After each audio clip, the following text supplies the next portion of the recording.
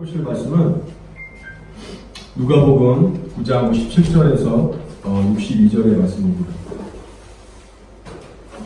믿기만 하고 따르지 않는 세대예요.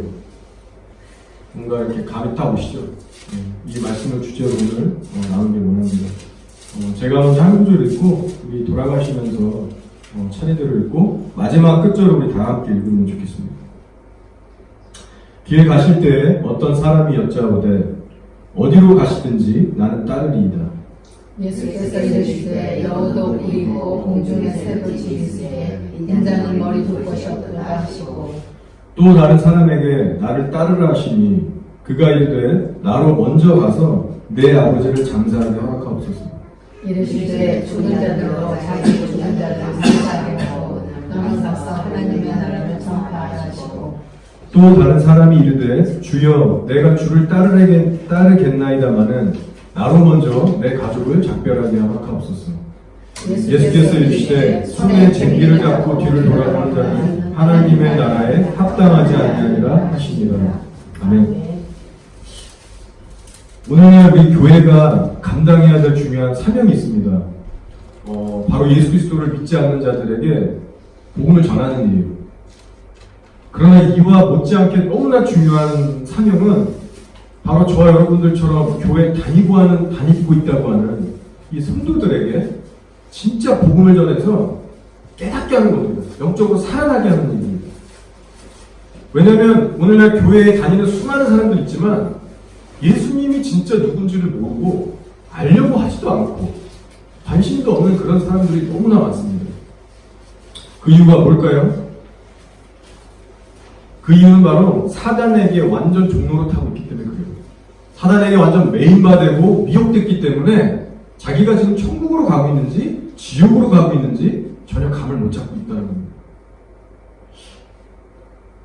우리가 그래서 교회를 다니는 수많은 사람들이 결국은 지옥에 가는 그 운명을 우리가 정말 깨닫고 있다면 얼마나 이것이 두려운 사실인지 몰라요. 특별히 여러분 마지막 때가 되면 될수록 교회에서 예수님은 얘기하지만 정작 성경에서 말씀하는 예수님을 전하자는 교회가 너무나 많습니다. 그럴싸한 수많은 가르침들이 선포되고요. 또 아름다운 멜로디의 찬양들이 울려 퍼지지만 정작 그 메시지의 뿌리에 들어가 보면 성령으로부터 출발하지 않았어요. 십자가의 뿌리가 상실되어 있는 거예요. 얼마나 인간적이고 마귀적인 것들이 많은지 몰라요. 그래서 오늘날 우리가 신앙생활하면서 가장 중요한 거는 십자가를 내가 분명히 체험해서 뿐만 아니라 오늘이라는 시간에 내가 그것을 정말 경험하고 붙들고 순종하며 살지 않는 이상 분별력은 절대 가질 수가 없다는 겁니다. 여러분 십자가 복음만을 확실하고 깊게 매일같이 알아가시길 소원합니다. 예수님께서요 처음 공생애를 시작하시면서 엄청난 대인기가 있으셨어요. 동네방네 소문나고요. 셀 수 없는 무리가 그 당시에 뭐 좋은 건물도 없는데 동네방네 예수님을 쫓아다니셨어요. 왜냐하면 뭐 축사에 뭐 치유에 수많은 권위의 가르침에 사람들이 감탄을 한 겁니다. 자, 그런데 시간이 지나면서 다 떨어져 나갔다는 것을 여러분이 기억하셔야 돼요. 총 3년이라는 약 3년이라는 생각하셨는데 3년 가기도 전에 1년도 되기 전에 수많은 사람들이 떨어져 나갔다는 거예요. 왜요? 이유가 뭘까요? 예수님 입에서 나오는 말씀이 있는 그대로 사람들이 감당을 못했던 거예요. 그거대로 살려고자 하니까 너무 부딪히고 내려놓을 게 많으니까 다 떨어져 나간 거예요. 그래서 결국 12제자로 남았는데 예수님께서 12제자에게도 그렇게 말씀하십니다. 왜? 너희도 나를 떠나가려느냐? 예수님께서 말세에 믿음 있는 자를 보겠느냐라고 하셨어요. 오늘 저와 여러분이 가지고 있는 이 믿음이요. 정말로 내가 구원받은 믿음인지 아닌지, 그리고 예수님을 진짜로 끝까지 따르게 하는 믿음인지 아닌지, 이거를 주님 앞에 오늘 꺼내보며 점검하길 원합니다. 오늘 우리가 읽은 말씀은요, 대단히 중요한 예수 그리스도의 말씀이에요. 예수님을 진짜 믿는다는 게 뭔지, 그분의 제자가 되려면 처음 시작 부분부터, 시작 포인트부터 어떤 각오와 대가지불로 이것을 깨닫고 시작해야 되는지 그 출발점부터 지금 얘기하고 있다는 겁니다.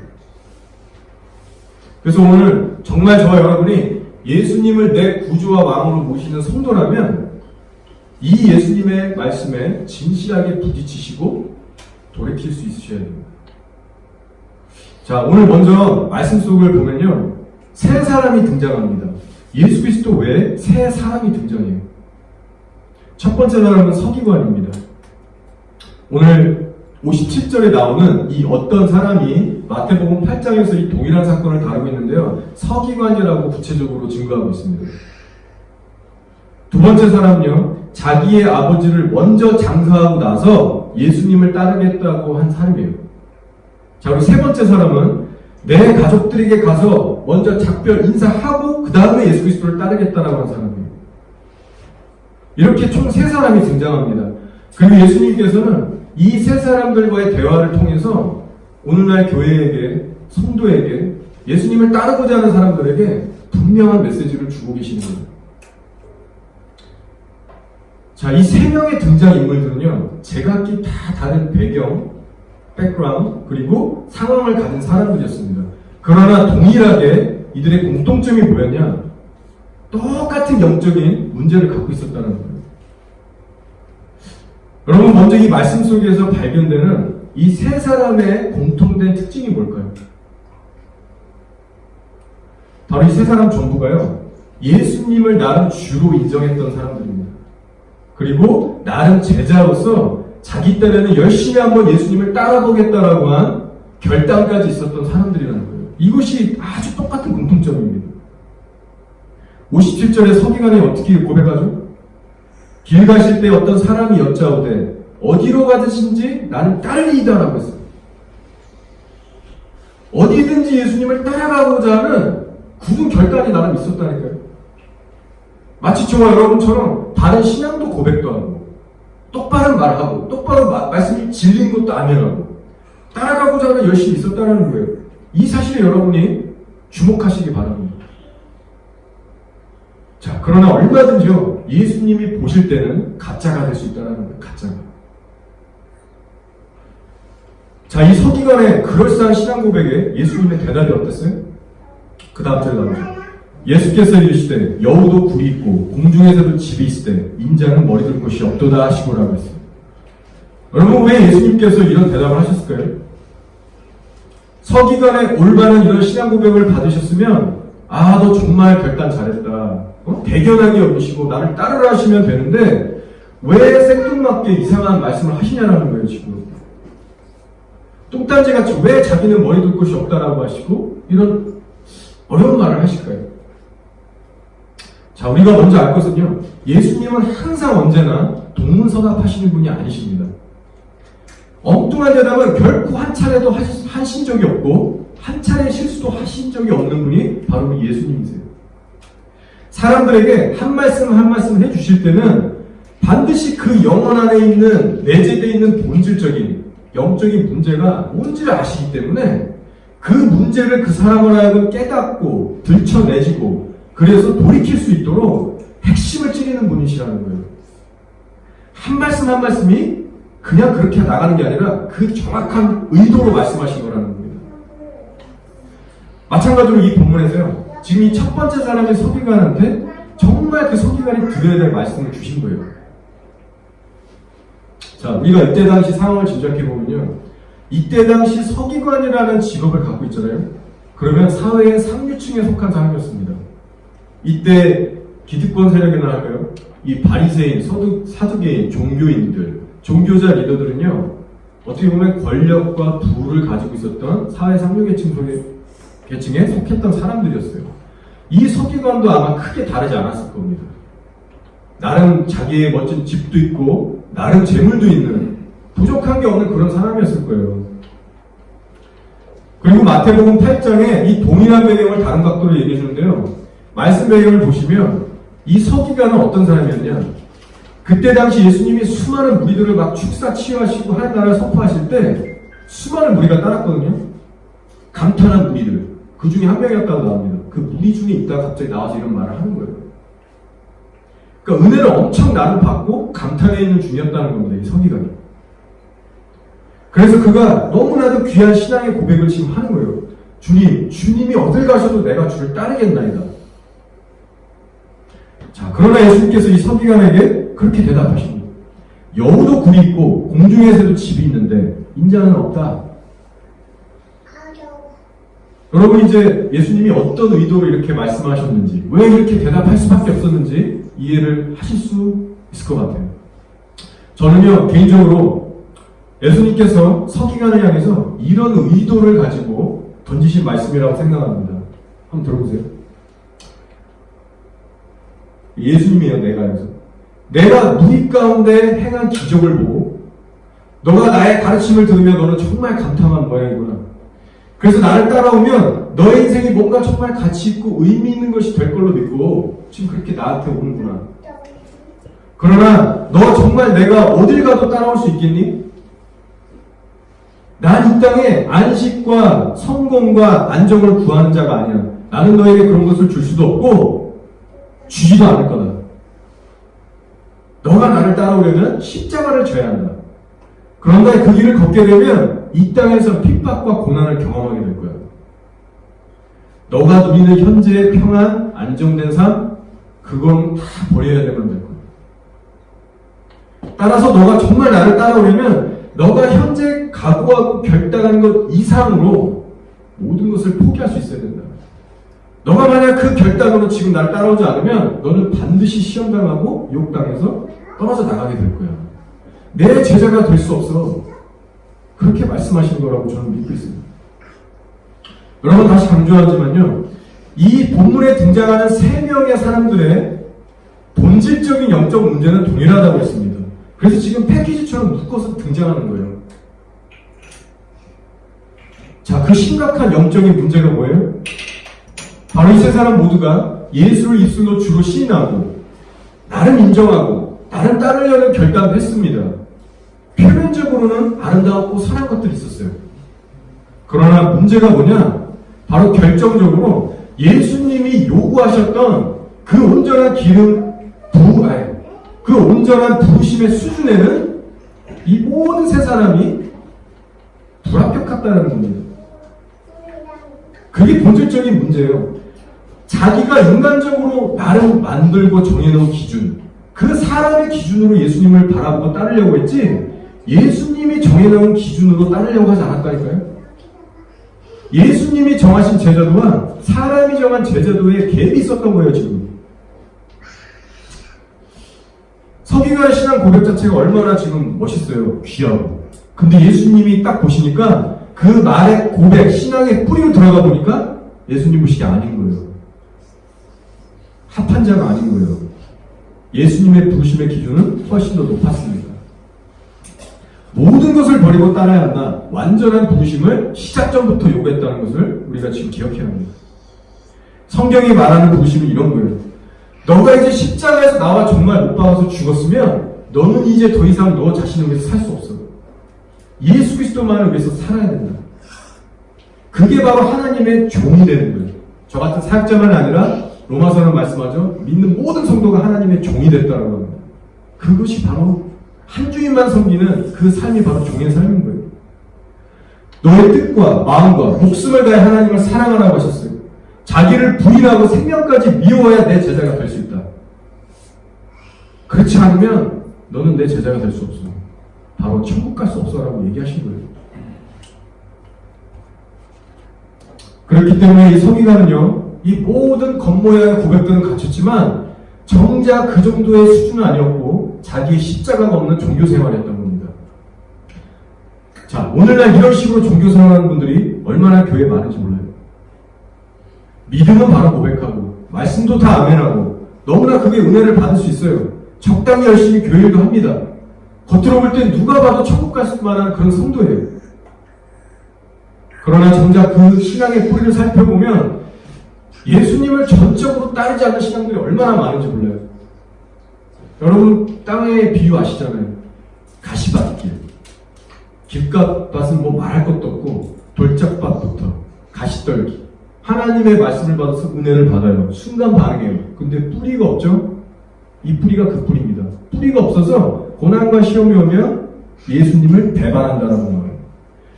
돌짝밭 이 4가지 비유에서요. 좋은 땅의 밭 30배, 60배, 100배면 이 밭 외에는 다 지옥이에요. 쉽게 얘기하면 그겁니다. 우리가 우리의 신앙의 뿌리를 예수님께만 뿌리내리지 않는 신앙, 전적으로 헌신하지 않는 이상, 신앙, 그런 것들이 얼마나 많은지 몰라요, 오늘 교회 안에. 두려운 거는요, 그런 자들에게는 지금 천국이 주어지지 않는다라고 경고하시는 거예요. 오늘 설교 제목이 그거잖아요.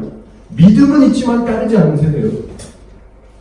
저와 여러분이 그런 자로 전락할 수 있다는 겁니다.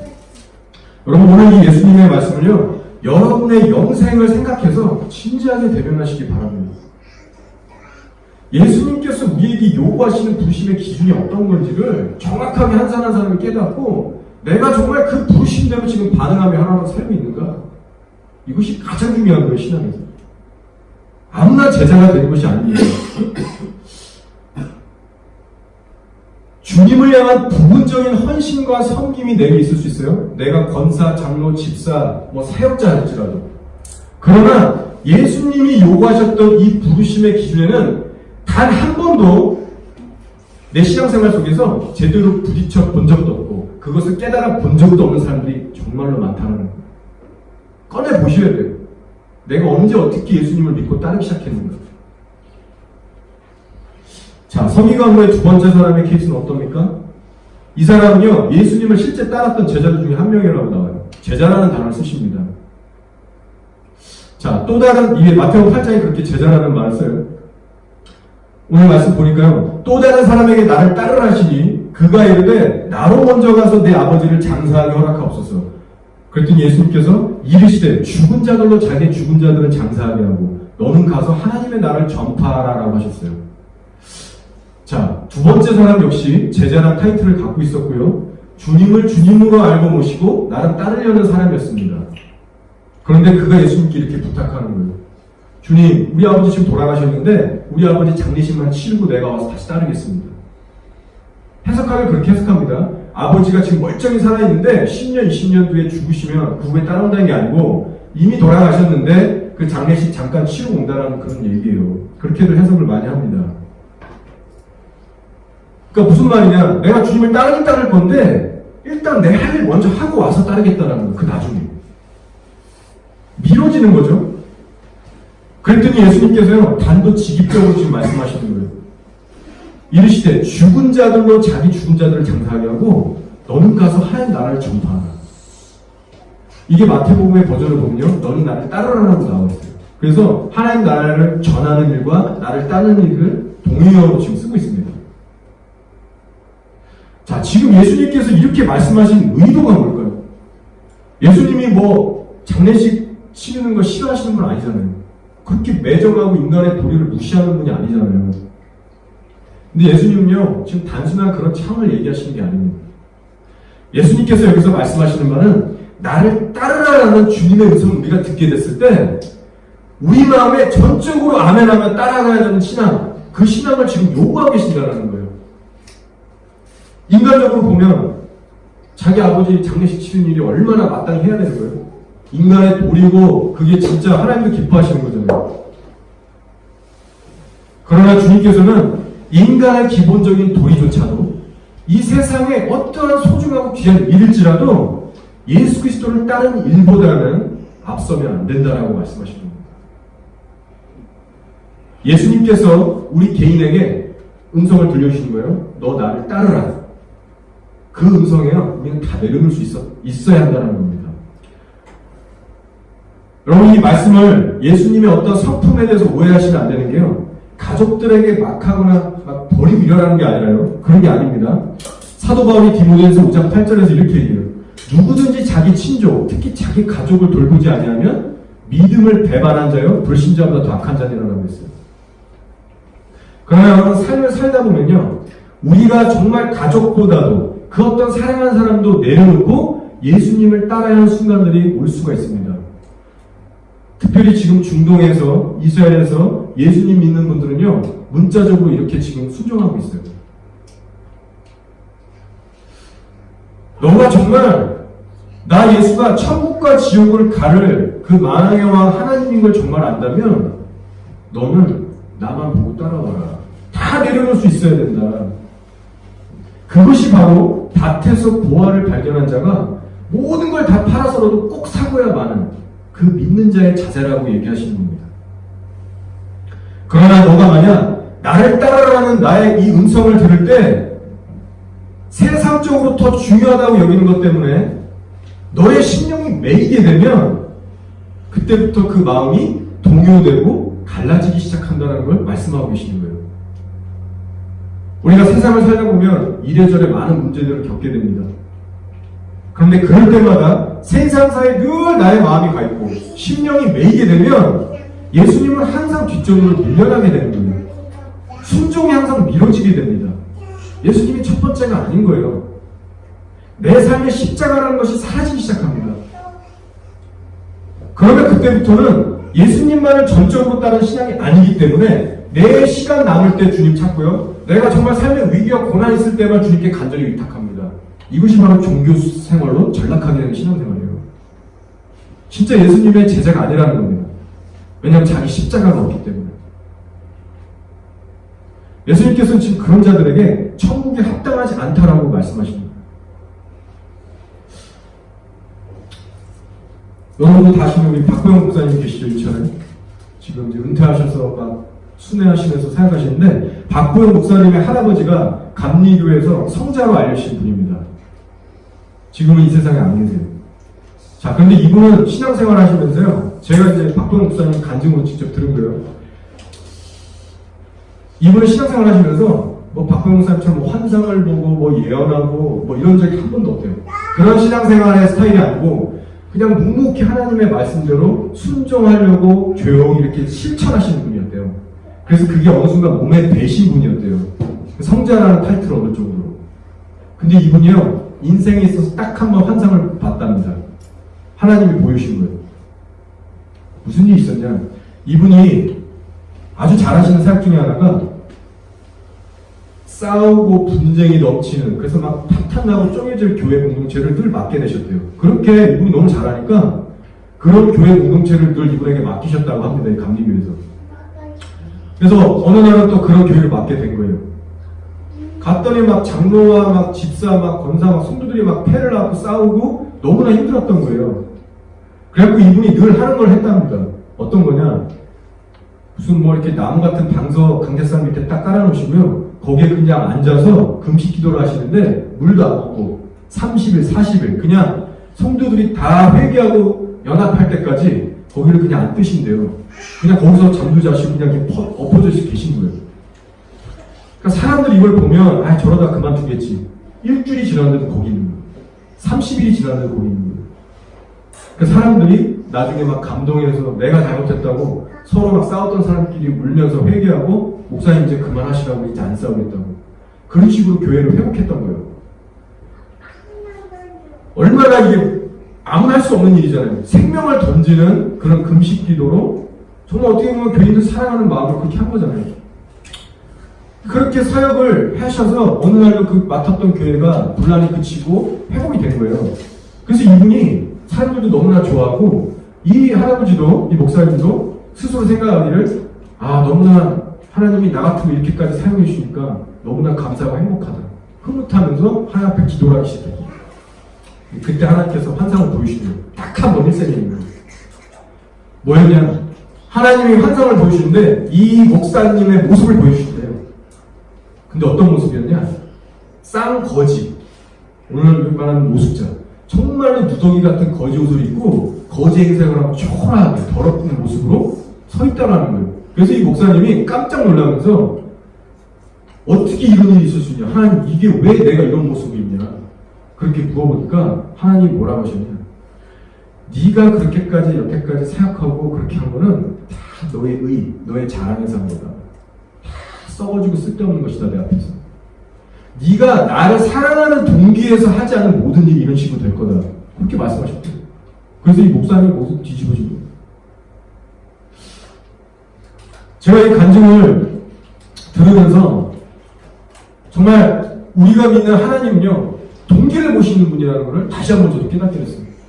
성경에서 다윗의 마음이 핫하다, 어떤 우리의 중심을 보신다고 할 때 사실 그 히브리 원어적인 중심은요 우리 한국말로 번역할 때 중심이 진짜 적합한 단어가 아니라고 합니다. 제일 적합한 단어는요 동기예요. 동기. 어떤 우리가 중심, 마음을 보신다고 할 때 그 적합한 단어가 동기라고 합니다. 생각이 드는 거예요. 우리 하나님 얼마나 정확한 분이냐. 동기를 보시는 분이다. 거기서부터 따지시는 분이라는 거예요. 그런데 놀라운 건, 정말 무서운 건, 이렇게 나는 성자라고 불리는 목사님이 생명 걸고, 자기 위해서 한 것도 아니고, 생명 걸고 사역했는데도 불구하고, 하나님 앞에 칭찬이 아닌 이런 책망을 들었다면, 오늘날 아무 생각 없이 교회 다니고, 예수님을 입술로만 고백하고, 그냥 그렇게 살아가는 우리 일반 사람들은 얼마나 무서운 심판을 겪게 될 거라는 거예요. 심판대 앞에 섰을 때 얼마나 우리가 상상도 못할 하나님의 진노의 심판을 겪게 될 거라는 겁니다. 근데 우리 이런 생각들 잘 안 하고 다니잖아요. 오늘 말씀으로 돌아갈게요. 성경을 보시면요, 예수님께서 항상 이 말씀하세요. 진정한 믿음과 제자도, 즉 누가 천국 갈 수 있느냐에 대해서 빨간 글씨로 얘기하시는 거 있잖아요. 사복음서에. 여러분 한번 살펴보세요. 그럼 늘 그 말씀 속에서 강조되는 이슈가 있어요. 바로 돈하고 가족이에요. 항상 돈 문제, 가족 문제 가져와서 진짜 제자도가 뭔지를 설명하고 계세요. 그 이유가 있습니다. 바로 저와 여러분이 이 땅에서 살아갈 때 가장 하나님 앞에 포기하기 어려운 게 돈이고요. 그 다음에 또 가장 포기하기 어려운 게 사랑하는 가족들과 떨어지고 포기하는 일이에요. 하나님이 정확하게 이 두 가지를 아브라함에게 행하셨습니다. 가장 사랑하는 독자 이삭을 바치라고 하셨고요. 너 내가 말 듣고 떠나라. 너의 집, 돈, 혈연관계 다 끊고 떠나라고 하셨어요. 그리고 이 아브라함이 이걸 하나님을 믿고 순종했을 때 예수 믿는 모든 사람들의 믿음의 조상으로 세우셨어요. 이게 성경에서 말하는 구약과 신약에서 관통하는 동일한 믿음이에요. 이 믿음으로 우리가 천국 가는 거예요. 이 돈과 그 다음에 사랑하는 가족, 예수님은 아셨던 거예요. 너희 인간들은 이 두 가지를 가장 사랑하는데 반대로 너희가 나를 따라오려면 이 두 가지를 반드시 내 앞에 내려놓을 수 있어야 된다. 이것이 막강한 걸림돌 우상이 돼서 나를 전심으로 따라오는데 방해할 것이다. 그러니까 이것을 너희가 십자가 못 박아야 된다. 그 말씀을요, 사복음서에서 계속 하십니다. 계속. 그리고 이것을요, 영생하고 직결시켜서 말씀하고 계시는 거예요. 요한복음 12장 15절에 이런 말씀이 있어요. 자기의 생명을 사랑하는 자는 잃어버릴 것이요. 여기서 잃어버린다는 건요, 지옥 간다는 얘기입니다. 자기의 생명을 사랑한다는 것은 이 땅에 속한 모든 것들을 말하는 거예요. 돈이 되고, 나의 명예가 되고, 내가 사랑하는 그 무엇들, 내 자아로부터 나오는 모든 것들, 하나님과 상관없는 것들을 사랑하면 심판받아 지옥 간다는 얘기고요. 이 세상에서 자기의 생명을 미워하는 자는 영생하도록 보존하리라고 확실하게 말씀을 주셨어요. 그게 십자가입니다. 우리가 십자가를 믿고 죽는다는 것은 이 땅에 어떠한 것도 여지를 두지 않고 다 죽었다는 것을 선포하는 거예요. 어떤 살아있는 것들이 여지를 두지 않는 게 십자가를 믿는 믿음입니다. 그것이 진짜 예수를 믿는 믿음이라고 성경에 말씀하고 있어요. 주님께서 마태복음 10장에서 이렇게 말씀하세요. 아버지나 어머니를 나보다 더 사랑하는 자는 내게 합당하지 않다. 아들이나 딸을 나보다 더 사랑하는 자도 내게 합당하지 아니하며 또 자기 십자가를 지고 나를 따르지 않는 자도 내게 합당하지 아니하리라. 천국 들어갈 수 없다라고 말씀하십니다. 이것이 바로 믿기만 하고 삶에서는 실제 따르지 않는 세대들이 겪게 될 운명입니다. 그래서 저는 저희 교회 가운데 이런 자들이 한 명도 나오지 않기를 그렇게 기도하고 있어요. 저는. 자, 어떤 사람들은요, 이런 예수님의 복음을 있는 그대로 전하면 매정하다라고 하고, 심지어 교회 안에서도 그런 사람이 있습니다. 아, 그건 그런 게 아니다. 너무한다고 생각하는 사람들이 있어요. 자, 그러나 예수님께서는요, 직접 본인이 그렇게 사셨던 분이에요. 여러분 기억하실 거예요. 예수님이 12살이 되셨을 때 절기의 관례대로 요셉, 마리아, 육신의 부모와 함께 예루살렘으로 갑니다. 그리고 볼일을 마치고 다 같이 원래 돌아갔어야 되는데 예수님은 가지 않으세요. 부모님과 동행자들과 다 분리돼서 혼자서 예루살렘에 남으세요. 그것도 12살짜리가 겁도 없이 밥은 제대로 3일 동안 먹었는지 우리가 알 수 없어요. 잠은 어디서 잤는지 우리가 알 수 없어요. 근데 그 12살짜리 꼬마애가 육신의 몸을 입은 그 예수님께서 자기의 부모와 동행자 다 버리고 자기 고향 떠나서 3일인가요? 거기 예루살렘 성전에서 있었는데 다른 거하고 놀고 먹고 마신 게 아니라요. 하나님의 나라에 대해서 전파하고 가르치고 질문받고 놀랍게 그 종교 지도자들을 깨우치셨습니다. 여러분 이거는 쉬운 일이 아니고요. 그러니까 갑니다. 우리 요셉과 마리아가 그래서 시간이 지나서 헌지도 막 와가지고 이제 예수님을 찾았어요. 그러면서 뭐라고 하냐? 너 왜 이렇게 우리 부모를 근심케 하느냐고 했어요. 그랬더니 예수님께서 뭐라고 했냐면 왜 나를 찾으셨습니까? 내가 내 아버지 집에 있어야 될 줄 모르셨나니까? 그랬는데 이 부모님이 오히려 이걸 이해를 못하고 그냥 넘어갑니다. 그러면 이 사건은요, 단순히 예수 그리스도가 메시아임을 예표하는 그런 예언적인 사건뿐만이 아니에요. 더 나아가서 이 사건이 보여주는 것은 예수님의 삶에서 가장 뭐가 중요했는지 그것을 알려주는 사건입니다. 바로 하나님 아버지, 그분을 섬기고 그분의 뜻대로 살아가는 것이 나의 우선 순위도 아니고 그냥 나의 모든 것이라는 거예요. 이것을 알려준 사건입니다. 그렇다고 예수님이 요셉, 마리아, 자기 육신의 부모를 미워하거나 연박 중에 안 두잖아요. 끝까지 사랑하셨습니다. 그러나 하나님이 먼저였어요. 마찬가지로 예수님이 사역하고 계셨어요. 어느 동네에서. 근데 어머니와 동생들이 찾아왔다고 우리 중에 한 명이 얘기해 줍니다. 예수님, 당신의 어머니와 동생들이 친족이 찾아왔다. 한번 와서 보라. 근데 예수님이 그때 뭐라고 했어요? 앞에 앉아있는 무리들을 보시면서 누가 내 어머니와 동생이냐? 하나님의 말씀대로 행하는 자, 순종하는 자가 내 어머니와 형제 자매라고 했어요.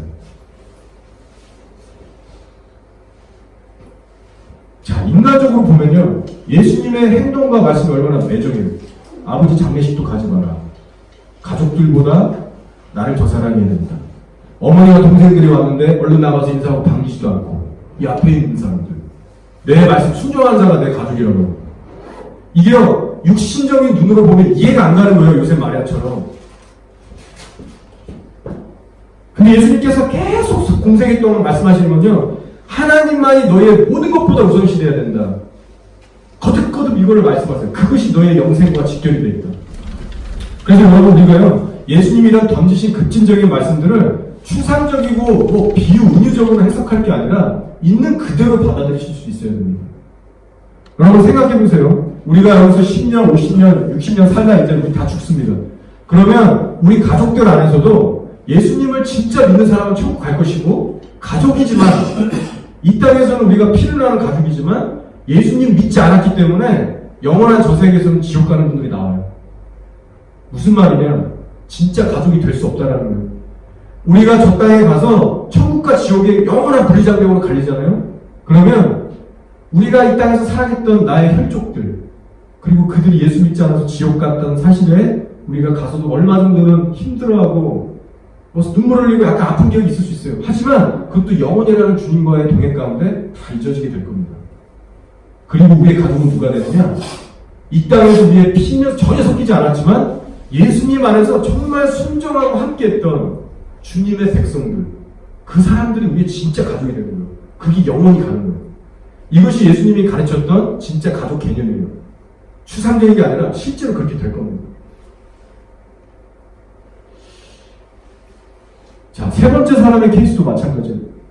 또 다른 사람이 이르되 주여 내가 주를 따르겠나이다마는 나로 먼저 내 가족을 작별하게 하옵소서. 예수께서 이르시되 손에 쟁기를 잡고 뒤를 돌아보는 자는 하나님 나라에 합당하지 아니하리라 하시니라. 이 사람도 예수님이 나를 따르라고 직접 개인적인 그 레바의 말씀을 주셨는데 마음에 걸리는 게 가족이었어요. 겉으로는 가족과 작별하고 다시 온다고 말을 했지만 근데 사실 그 마음의 중심에는요, 예수님만 따라가고자 하는 마음이 결여되어 있었던 겁니다. 온전하지 못했던 거예요. 그래서 그 증거로 예수님께서 쟁기 잡은 비유로 이 사람에게 지금 깨우치시는 겁니다. 자, 이때 당시 이스라엘 사람들, 팔레스타인 농경 문화는 그랬습니다. 실제로. 쟁기 비유를 얘기하실 때 모든 그 사람들이 이해할 수 있는 농경 문화였어요. 실제 중동 지역에서요, 일꾼들이 밭에서 쟁기를 잡고 일할 때 앞만 보고 그걸 판단합니다. 앞만 보고. 왜냐하면 줄을 이 밭에서 일렬로 만들기 위해서 절대로 뒤돌아보지 않는데요. 그래서 예수님이 이 비유를 이제 설명하시면서 너희는 앞만 보고 집중해서 가라. 뒤돌아본다는 의미는 그만큼 너가 맡은 일에 헌신하고 충성하고 집중하지 못한다는 의미야. 그래서 너는 쟁기꾼들이 앞만 보고 파듯이 너 또한 세상 뒤 돌아보지 말고 계속해서 나만 보고 침나는 신앙으로 그 길을 걸어가야 된다. 그 말씀을 해주고 계시는 겁니다. 여러분, 이 말씀을 묵상하시면서 스스로에게 한번 질문해 보세요. 정말 나는 이 시간까지 예수 믿고 교회 생활하면서 오늘 이 말씀하신 기준대로 내가 정말 신앙생활 해왔는가? 내가 여태까지 신앙생활하며 믿어왔던 예수님이 오늘 말씀에 나타나는 예수님과 다른 점은 없는가? 내가 아는 예수님이 정말 그 예수님 맞는가? 나는 실제 이분과 교제하면서 살아가고 있는가? 이것을 여러분 반드시 점검하시고, 모든 사람이 나는 예수를 믿고 있어요, 지금 교회 다니고 있어요 라고 말하지만 제일 중요한 것은 성경에 나온 대로 예수님이 의도하신 그 기준대로 살아가지 않으면 우리 다른 예수를 믿게 되는 거예요. 그게 바로 다른 복음이에요. 말씀을 정리하겠습니다. 예수님은 이 땅에 오셔서요, 진리의 기준을 한 번도 낮추신 적이 없어요. 오직 낮추신 건 그분이 무릎 꿇고 제자들의 발을 씻기신 자아를 복종시키고 낮추셨지, 영생을 얻을 수 있는 진리의 기준을 한 번도 낮춘 적이 없습니다. 근데 오늘날 교회는 어떻죠? 자아를 낮춘 게 아니라 은혜의 복음 강조해서 자아는 덮어버리고 넓은 문을 열었어요. 진리에 대해서 순종하고 복종해야 될 차원을 가르치지 않는 거예요. 여러분, 예수님은요, 자신을 따르려고 했던 수많은 사람들에게 처음부터 이런 식으로 접근했습니다. 여러분, 스스로 한번 성경을 보세요. 처음부터 이 기준을 제시하셨어요. 너 십자가 지고 나 따르지 않으면 천국 못 간다. 천국의 길은 좁고 협착해서 소수만이 찾을 것이다. 생명까지 버리고 날 따라야 된다. 쉽지 않다라고 얘기했어요, 천국 가는 거. 오늘날 믿음은 있지만 따르지 않는 이 교회생들을 보시고 예수님은 지금 한탄하고 계십니다. 그리고 계속해서 경고를 주고 계신 거예요. 쟁기 잡고 뒤돌아보지 마라. 너는 지금 어떤 자세와 각오로 하루하루 살아가고 있니? 신앙생활에는 결코 회색지대와 중간지대가 없다는 걸 깨닫는 자가 정말 복된 자입니다. 예수님이 어떤 분인지 정말 알수록 회색지대가 없다는 걸 극명하게 깨달아요. 이것이 하나님께 가까이 나간 사람들 다 고백이에요. 근데 우리가 예수를 믿어도 미지근하게 믿으면 회색지대가 사라져요. 성경 말씀을 봐도 안 들어오고요, 자기가 원하는 은혜의 말씀만 붙였습니다. 이것이 바로 미혹되고 넓은 길로 가는 거예요. 주님 보시기에 어둠이면 어둠이고요, 빛이면 빛이지 회색지대가 없어요. 미지근한 자는 내가 토해내치리라. 행위가 온전하지 못하고 죽은 자들아 회개해라. 그러면 생명책에서 내가 이름을 지우지 않을게. 이것이 교회들에게 주신 경고의 말씀입니다. 여러분, 우리가 이 작은 개척교회를 위해 저 여러분이 기도하실 때요, 여러분은 무엇을 가장 중요하게 여기시고 기도하십니까?